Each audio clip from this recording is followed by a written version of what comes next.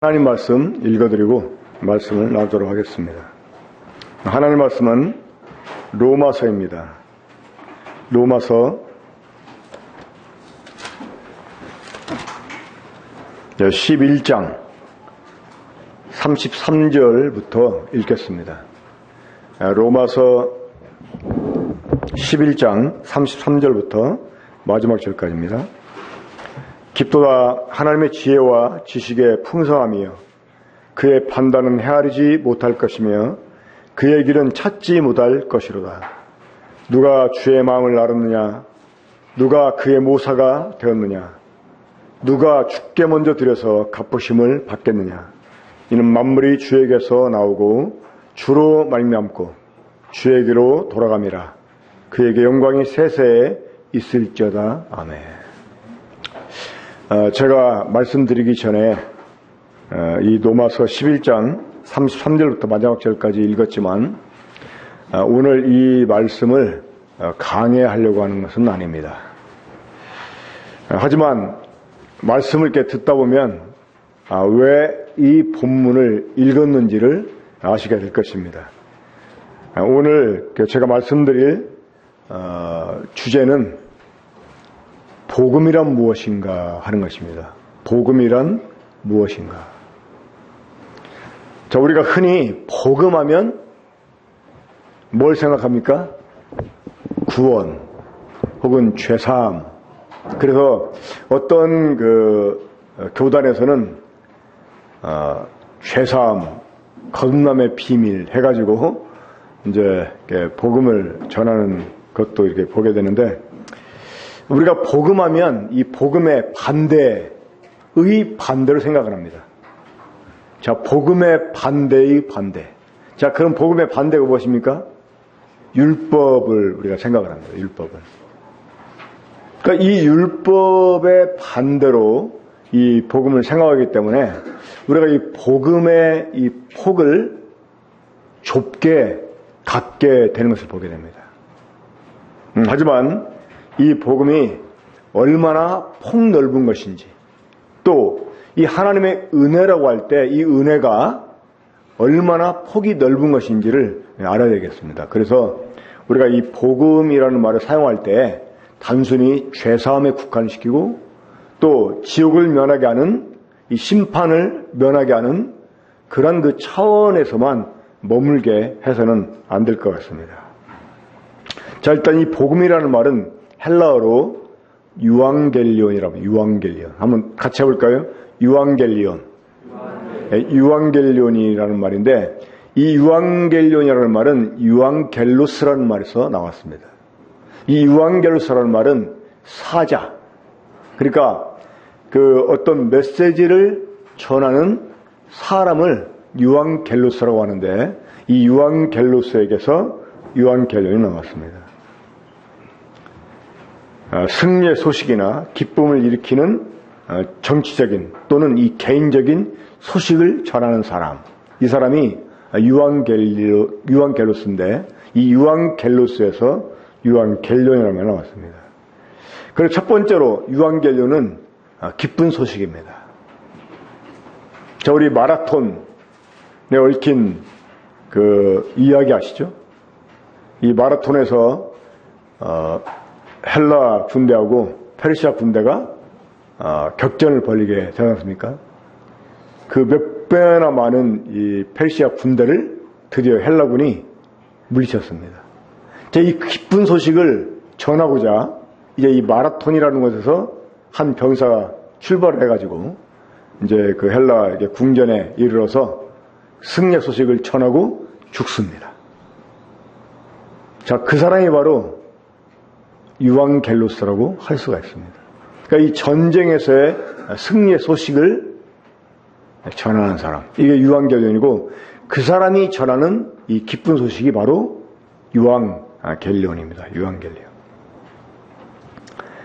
유앙겔리온은 기쁜 소식을 의미합니다.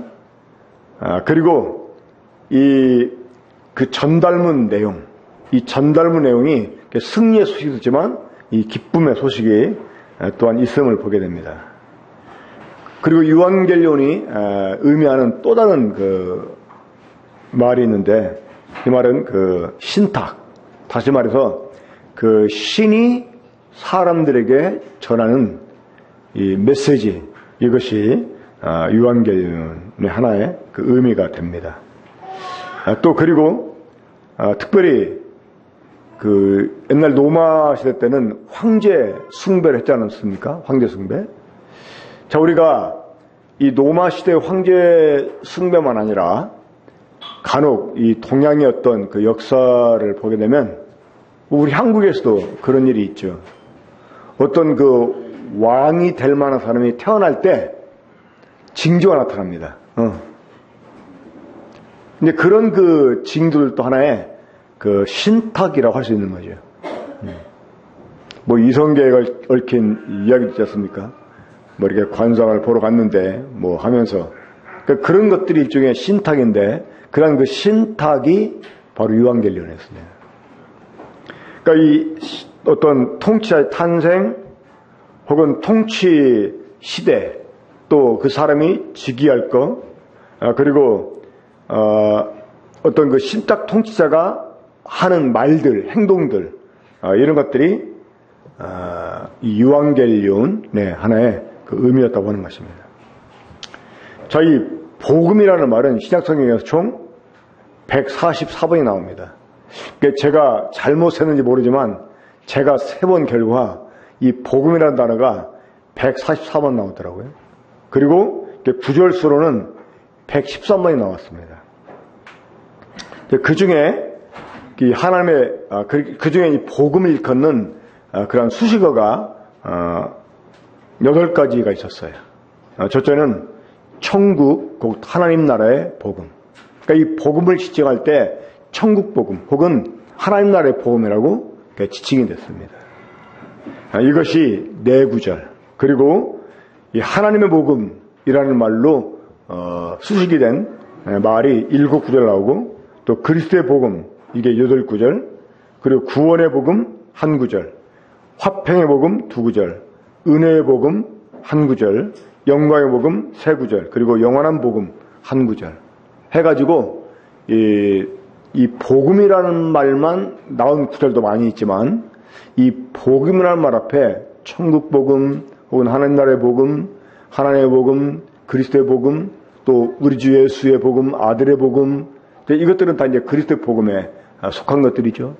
뭐 영광의 복음, 은혜의 복음, 구원의 복음, 화평의 복음 하면서 이 복음이라는 말에 숙된 말들 많이 있습니다. 우리가 이런 것들을 종합해 볼 때 이 복음이라는 말은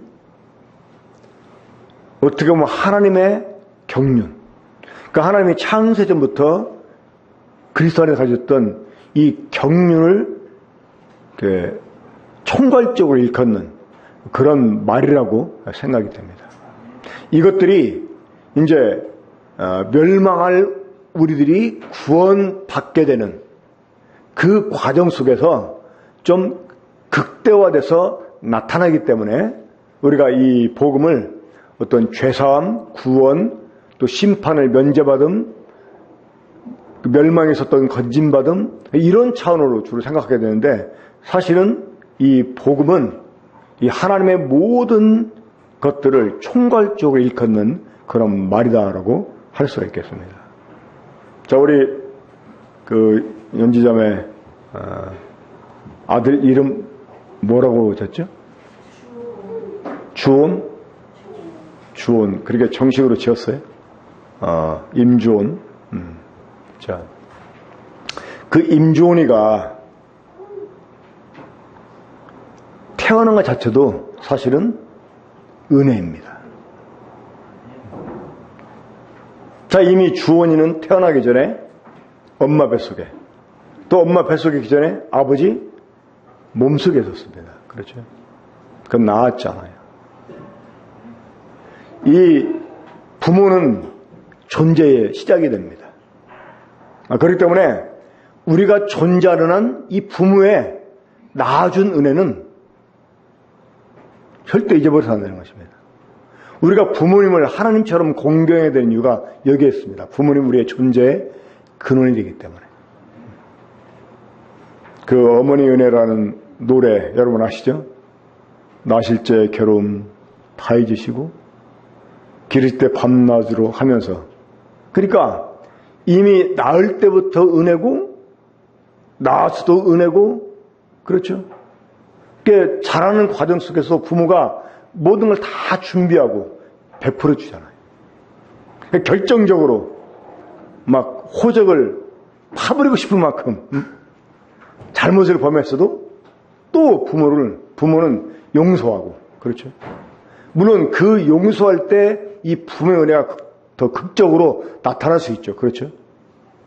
그렇기 때문에 어떤 그 평범한 은혜는 사람들이 별로 기억하지 못하지만, 이 극적으로 자기가 뭔가 아주 극단적인 잘못했을 때 그런 자기를 용서하고 받아주신 이런 그 은혜에 대해서는 사람들이 더 깊게 생각을 하게 돼서 그런지, 우리도 하나님의 어떤 복음 그러면 이 죄사함, 멸망에서 건짐, 뭐 이런 데서 더 이 복음의 의미를 이렇게 찾는 것 같습니다.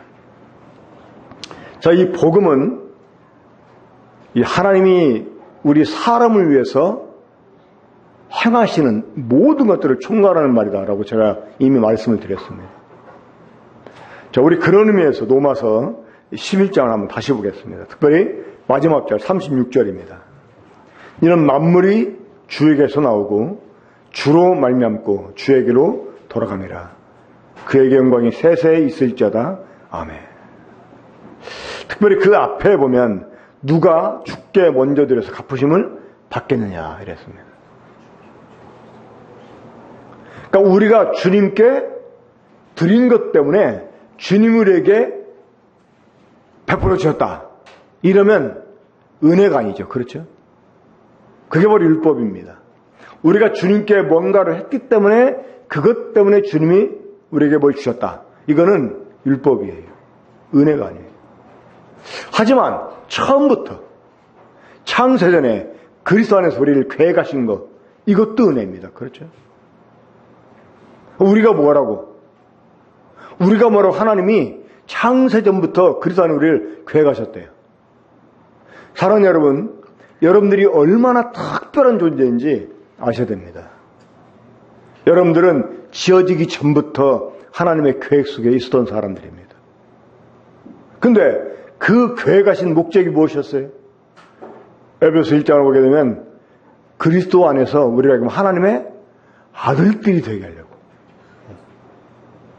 하나님의 아들들이 되게 하려고 우리를 계획했다는 거예요. 그래서 우리를 만드실 때 하나님의 형상을 따라 우리를 만들었고 하나님 모양대로 만들었어요. 그렇게 만드신 이유가 무엇 때문이었습니까? 우리를 통치하러 세우시기 위해서. 하나님이 창조한 모든 것을 함께 통치하게 하려고. 자, 그러면 여러분 보세요. 진짜 가끔 원숭이들 보면 사람이랑 참 비슷한 점이 많잖아요. 우리가 하나님을 모른다면, 우리가 영적인 세계를 우리가 모른다면 진짜 이 진화론을 믿을 수밖에 없을 거예요. 무지하기 때문에. 하지만 사람과 원숭이는 분명히 다르지 않습니까? 염색체 자체가 다릅니다. 자, 사람과 원숭이의 극단적인 차이가 무엇입니까? 그 속에 영이 있고 영이 없는 차이가 있죠. 하나님의 형상으로 지어진 혹은 그렇게 지어지지 않은 그런 차이가 있어요.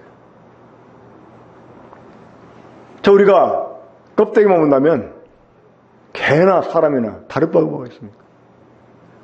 이 전도 3장에 보게 되면 그런 말씀이 있잖아요. 사람의 짐승이나 호흡이 끝이면 죽는다는 거예요. 만약 그 영이 없다면 차이가 없다는 것입니다. 자, 똑같은 흙덩어리로 지어졌어요. 그런데 하나님이 우리 사람을 만물의 영장이 되겠다는 것입니다.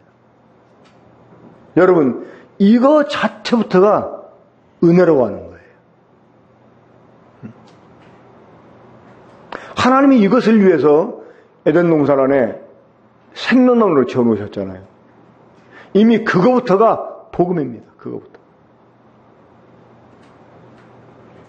우린 그 기회를 잃어버렸어요. 하나님이 그 기회를 다시 주기 위해서 우리를 구원해 주셨어요. 우린 이거 자체를 은혜로 보고 이거 자체를 복음으로 보는데 아닙니다. 이미 복음은 처음부터 우리에게 주어졌다고 하는 것입니다. 이 은혜는 처음부터 우리에게 주어졌다는 것입니다. 이것이 우리를 구원하실 때 더 극적으로 나타나는 것뿐입니다. 자, 그래서 이제 하나님의 그 복음을 일컫는 여러 가지 이 단어들, 우리 좀 성경 구절을 찾아보면서 한번 그 의미를 살펴보도록 하겠습니다. 먼저 이 천국, 곧 하나님 나라의 복음에 대해서 보겠습니다. 마태복음 4장 23절입니다. 자, 요한이 잡힌 후에 이제 우리 주님이 본격적으로 이 공생애를 시작하시면서 이 복음을 전하시게 되는데, 마태복음 4장 23절입니다. 예수께서 온 갈릴리에 두루 다니사 그들의 회당에서 가르치시며 무엇을? 천국 복음을 전파하시며, 그 나라의 복음을 전파하시며 이렇게 말씀하고 있습니다. 그리고 누가복음 4장 43절도 이제 마찬가지입니다. 예수께서 이르시되 내가 다른 동네들에서도 하나님의 나라 복음을 전하여리니 나는 이를 위하여 보내심을 받았느라 하시고. 자, 이 복음서에 복음이라는 말이 이 천국 복음 혹은 하나님 나라의 복음으로 먼저 제시가 되고 있습니다. 자, 이 하나님 나라의 복음, 천국 복음, 특별히 이 구약의 마지막 예언자였던 침례자 요한이 외친 메시지가 무엇이었습니까? 회개하라, 천국이 가까웠다는 것이에요. 회개하라, 천국이 가까이 왔다. 이 어떤 영어 성경은 천국이 네 손안에 있다 이렇게 표현하고 있어요. 사실은 왔다라기보다는 있다라는 그 표현이 더 정확한 그 번역이 됩니다. 그러니까 회개하라, 천국이 가까웠다. 근데 우리 주님도 공생애를 처음 시작하실 때 외쳤던 메시지가 동일했습니다. 회개하라, 천국이 가까이 왔느니라. 자, 이 복음은 하나님의 나라가 가까이 왔다는 것. 다시 말해서 어떻게 보면 하나님 나라가 이 왔다는 자체가 복음이라는 말입니다. 자, 그러면 하나님의 나라가 왔다는 것이 뭘 의미합니까? 이 하나님 나라의 그 등장, 이 등장에 대해서 예언해 주고 있는 첫 번째 예언이 창세기 3장 15절에 나와 있습니다. 한번 보겠습니다. 창세기 3장 15절입니다. 우리 함께 읽어볼까요? 창세기 3장 15절입니다. 아마 오늘 메시지는 어떻게 보면 좀 재미없을지도 모르겠습니다. 이렇게 공부 스타일로 갈 거기 때문에. 저 창세기 3장 15절 함께 읽겠습니다. 시작.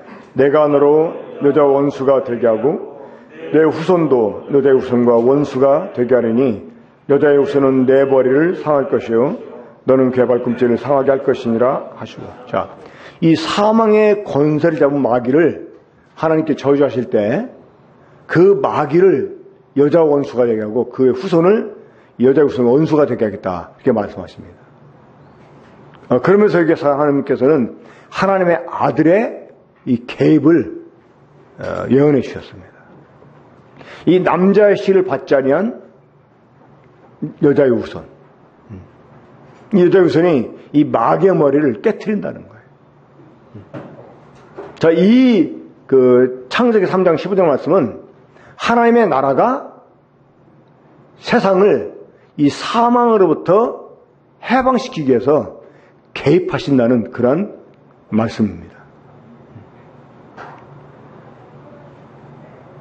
그 독일이 이 파리를 점령하고 있을 때 미군이 온다는 말 자체는 이 파리 시민들한테는 복음이었습니다. 그렇죠? 자, 이 사망에 이 죄의 권세에 눌려있던 사람들에게 하나님 나라가 왔다. 이것은 복음이었어요. 그러니까 우리 주님이 이 창세기 3장 15절의 예언처럼 이제 동정녀 마리아에게서 태어나시고 이제 본격적으로 그 하나님 나라의 복음을 전하기 시작하셨습니다. 그래서 복음을 천국 복음, 이 하나님 나라의 복음이라고 말하고 있는 것입니다. 그리고 이 하나님 나라의 복음은 단순히 우리를 해방시켜 주는 것으로 끝나는 게 아니라는 것입니다. 우리 주님은 이 천국, 하나님 나라에 말씀하시면서 천국은 우리들의 소유가 될 것이라고 말씀하셨어요. 그러니까 이 하나님 나라의 복음은 우리를 단순히 죄와 사망에서 구원해 주는 이런 그 차원에서 끝나는 게 아니고 우리가 그 나라의 상처가 돼가지고 그 나라를 주님과 함께 통치하게 되는 것까지 다 포함하고 있다고 하는 것입니다. 그렇기 때문에 이 복음은 죄사함 혹은 멸망에서의 건짐, 심판을 면제받음 이런 차원에서만 생각할 게 아니라고 하는 것입니다. 자, 그 외에도 누가복음 8장 1절에도 그 예수께서 각 성과 마을에 두루 다니시며 하나님의 나라를 선포하시며 그 복음을 전하실 때, 그러니까 하나님 나라를 선포하는 것 자체가 이미 복음을 전하는 거예요. 마찬가지로 누가복음 16장 16절에도 율법과 선지자 요한의 때까지요 그부터는 하나님의 나라의 복음이 전파되어 사람마다 그리로 진입하느니라. 그러니까 이 하나님 나라가 선포가 되는 것 자체가 복음이 선포가 되는 것입니다. 아까도 말씀드렸지만 하나님 나라가 오는 것은 세상을 구원하기 위함이었어요. 하지만 이 하나님 나라는 단순히 세상을 구원해 주는 것으로 끝나는 게 아니라 사람들은 그 나라에 들어와서 그 나라를 차지하게 하는 데까지 나아간다고 하는 것입니다. 자, 이제 하나님 복음 보겠습니다. 하나님 복음. 이 로마서 1장 1절 봅니다. 함께 찾아보겠습니다. 로마서 1장 1절.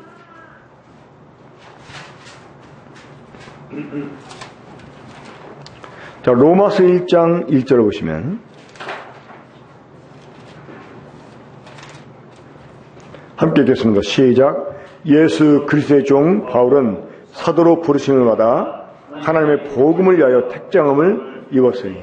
자, 이 사도 바울이 이 사도로 부르심을 받은 이유, 바로 하나님의 복음을 위해서라고 말씀하고 있습니다. 하나님의 복음. 자, 이 부분을 우리가 더 명확히 알기 위해서는 몇 구절 더 찾아봐야 될 것 같습니다. 로마서 15장 16절입니다. 자, 로마서 15장 16절 보시면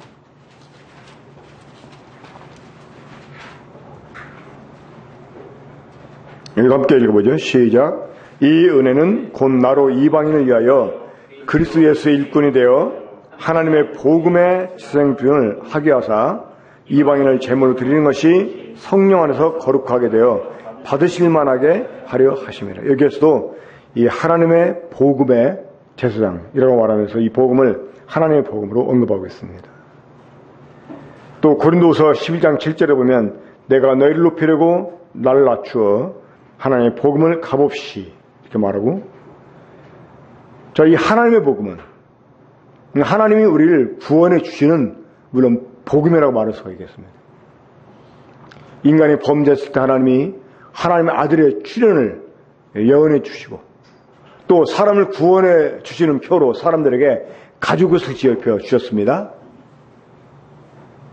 자, 이것이 하나님이 사람들의 구원을 위해서 보여준 하나님의 복음이다, 이렇게 말할 수가 있어요. 하지만 우리가 이 부분을 좀 달리 생각하면 하나님이 아들을 보내주시고 우리를 구원해 주시는 것은 이거는 회복을 위한 것입니다. 그렇죠? 원래 그 자체가 하나님의 목적이 아니었다는 거예요. 원래 하나님의 목적은 무엇이었어요? 사람이 하나님의 생명을 받아서 하나님의 아들들이 되고 이 상수가 돼서 하나님과 더불어 만물을 통치하는 사람이 되는 것, 이게 하나님이 사람을 창조한 목적이었습니다. 근데 사람은 범죄함으로 이 기회를 잃어버렸어요. 근데 하나님이 다시 이 기회를 사람들에게 허락해 주십니다. 이건 회복이라고 말할 수가 있는 거죠.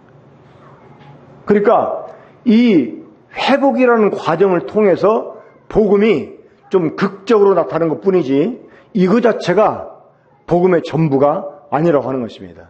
제 말의 의도를 여러분 이해하시겠습니까?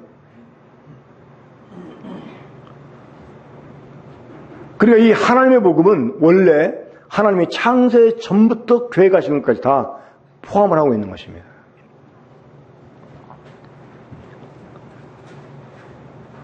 우리 이제 이 부분 넘어가서 이 그리스도의 복음을 보겠습니다.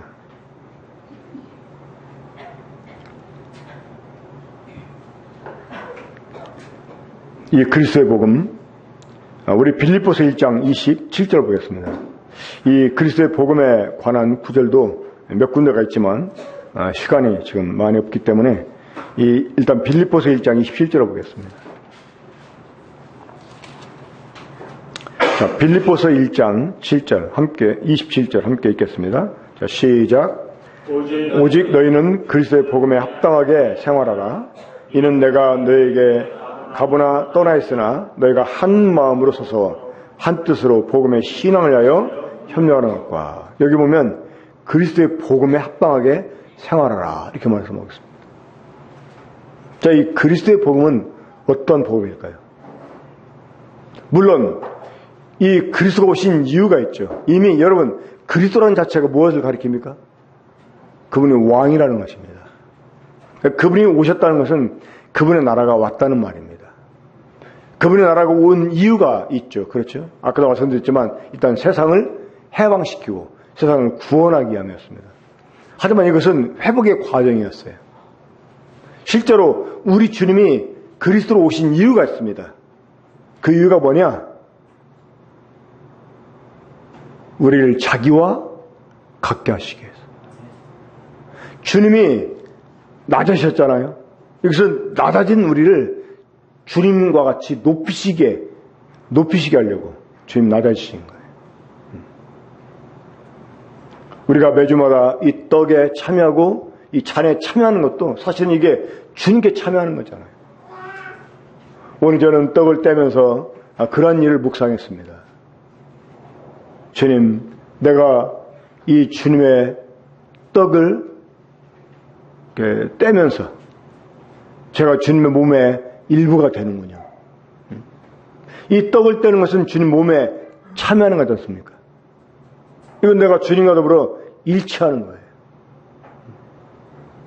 그러니까 이 그리스도의 복음은 주님이 우리처럼 낮아지심으로 인해서 우리를 주님과 같이 높이시는 거예요. 자, 이것을 에베소 2장에서는 어떻게 표현해 줍니까? 하나님이 죽은 자 가운데서 그리스도와 함께 살려주시고 또 함께 하늘에 오르게 해주시고 또 함께 하나님 우편에 앉게 주셨다 이렇게 말씀하고 있어요.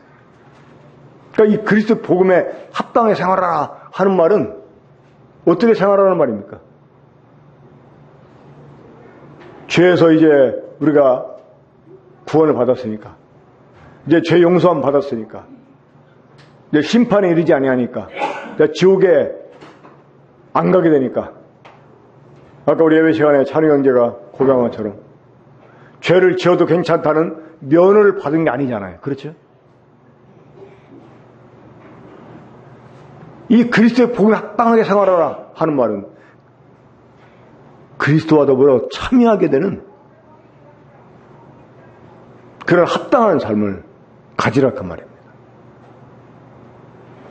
어떻게 보면 그리스도처럼 생활하라는 말일 수가 있습니다. 자, 이 외에도 이 복음을 구원의 복음이라고 표현합니다. 에베소 1장 14절 오게 되면 이 구원의 복음이라는 말은 이것은 우리가 일반적으로 지금 생각하는 복음과 상당히 가깝다고 볼 수가 있습니다. 이 부분은 우리가 주님을 믿고 구원을 받고 하는 그런 차원에서 생각할 때 이 구원의 복음의 의미는 그렇고, 자, 다섯 번째로 화평의 복음이 있죠. 이 사도행전 10장 36절 그리고 에베소 6장 15절, 이 에베소 6장 15절에서는 평안의 복음이다 이렇게 말씀하고 있는데 사실은 원어는 같습니다. 이 평화의 복음, 화평의 복음이라고 말할 수가 있습니다. 자, 여러분, 이 평화, 이 에일이라고 하는 이 헬라어 평화는 이제 히브리어 샬롬이라는 말이 번역어이죠. 이 원래 여러분 이 평화라는 말은 이 관계 속에서 나오는 말이에요. 관계 속에서. 그러니까 다른 관계, 다른 사람과 관계 속에서 이 불편하면 그건 평화가 아닌 거죠. 그렇죠? 그러니까 하나님께서 우리와 더불어 화목하기를 원하셨어요. 그래서 모든 걸 다 계획하시고 모든 조건들을 충족시켜 주셨어요. 이게 바로 복음입니다. 이게 또한 은혜이고. 자, 그리고 이 복음, 특별히 영광의 복음, 이 부분 나오는 영광의 복음 한번 보겠습니다. 영광의 복음, 특별히 자 디모데전서 1장 11절 봅시다. 이 영광의 복음 할 때 하나님의 영광 또 그리스도 영광 이렇게 두 가지로 표현되는데 우리 디모데전서 1장 11절 보겠습니다.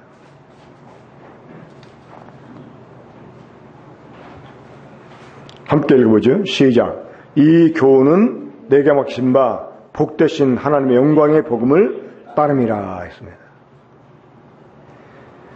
이 복되신 하나님의 영광의 복음, 이 말이 언급되기 전에 사도 바울이 먼저 언급하고 있는 걸 우리가 봐야지만 이 말씀의 의미를 우리가 이해할 수 있습니다. 자, 율법 얘기가 먼저 나오는데 보겠습니다. 8절 보겠습니다. 8절. 그런 율법은 사람이 그것을 적법하게만 쓰면 선행하심을 우리는 아노라.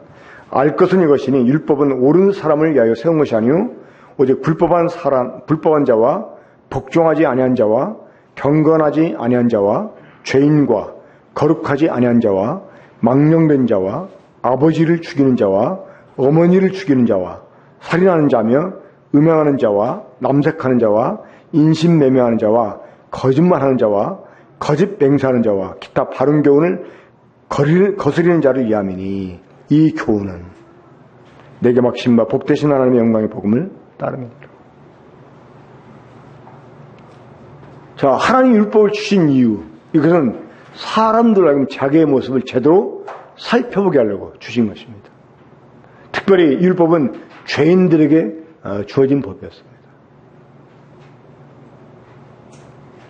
그러면 우리가 율법이 정죄하는 이런 죄에서 구원을 받은 이후에,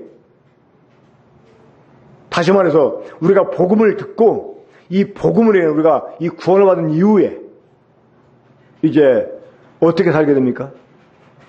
여전히 그 죄 안에 있으면서도 정죄를 받지 않는, 이게 복음이 아니잖아요. 그렇죠? 이 죄에게서 벗어나서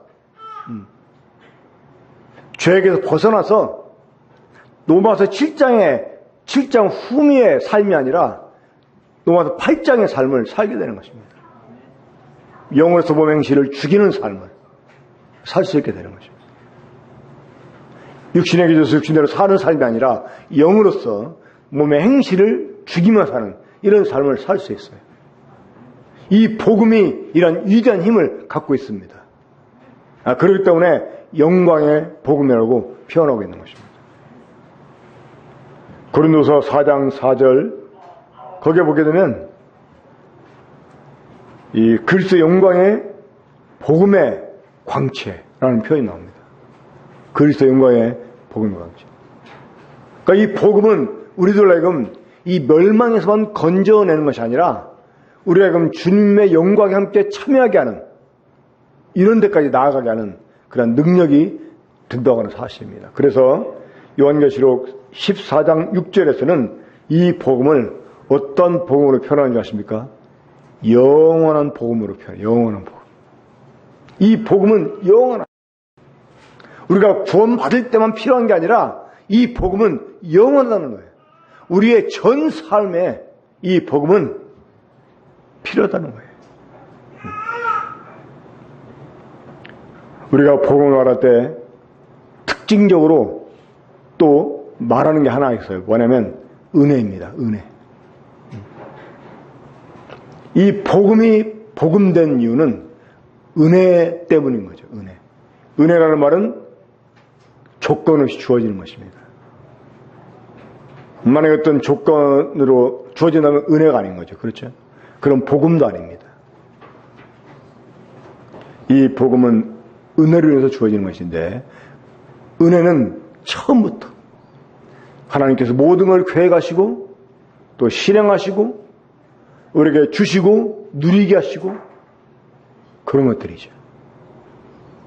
그런 의미에서 제가 넘어와서 11장 아까 33절 이후의 말씀을 읽었던 것입니다. 우리가 복음을 이제 말할 때마다 단순히 이 죄사함 거기에 국한을 시키지 말고 이 복음이라는 말이 품고 있는 그 무한대적인 이 범위를 생각을 하면서 이것을 우리에게 주어 누리게 하시는 주님께 더 폭넓은 감사를 우리가 돌려드리고 더욱 이 복음에 합당한 이런 삶을 살게 되기를 바랍니다. 그런 의미에서 한번 이 복음이라는 말을 다시 한번 생각해 보았습니다. 기도하겠습니다. 우리 살아가신 아버지 하나님 감사합니다. 주님이 우리에게 참 베풀어 주신 은혜가 그 근원부터 무한하고 또 이후로도 영원히 참 무한한 것을 생각할 때 감사를 드립니다. 이런 이제 복음을 갖고 있는 우리가 이 하나님의 은혜에 헛된 삶을 살지 않게 해주시고 이 복음에 합당한 삶으로 인해서 이 복음의 가치를 더 드높이는 우리가 될 수 있게 주시기 원합니다. 주님께서 주신 말씀 감사드리오며 우리 주 예수님의 이름으로 기도합니다. 아멘.